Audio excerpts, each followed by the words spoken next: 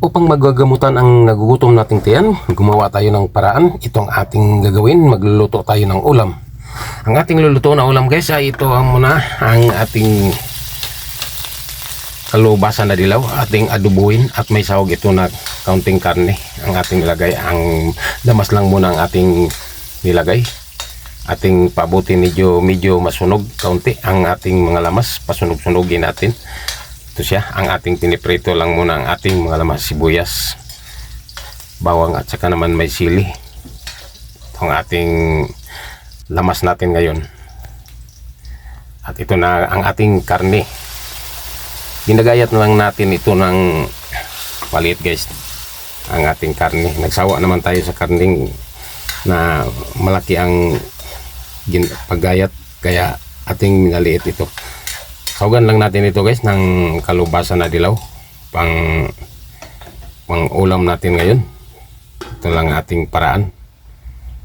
At ito na ang ating kalubasan na dilaw. Ang ating sahog ngayon, pangpalinaw sa mata, kalubasan na dilaw, pangpalinaw sa pananaw. Ito siya, ating haluin natin siya upang madali lang itong lambot. Ating takpan saglit at atin muna siyang lagyan ng panimpla pang pasarap sa ating niluluto.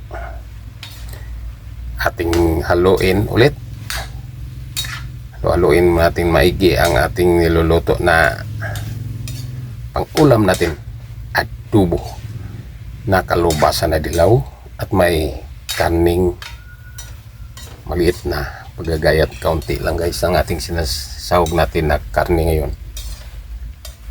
Ito lang siya pang ulam natin. Ating halo-haloin at ating lagyan siya ng panimpla natin, asin, kasi nga ang ating minarinate na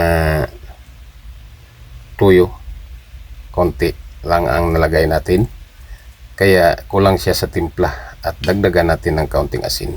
Hindi lang natin patamaan siya kasi nga baka masubra siya sa kaalat at mawalang sarap ang ating niluluto kapag masubra siya sa kaalat.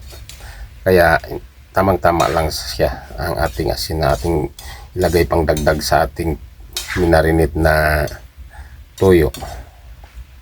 Siya guys, ating aluluin siya upang magkahalo ang kanyang mga timpla. Ating takpan saglit. At ano pang ating hinihintay guys? Dito na, lutong-luto na ang ating pang ulam natin ngayon, ang ating adobo na kalubasan na dilaw at may sahog na karne.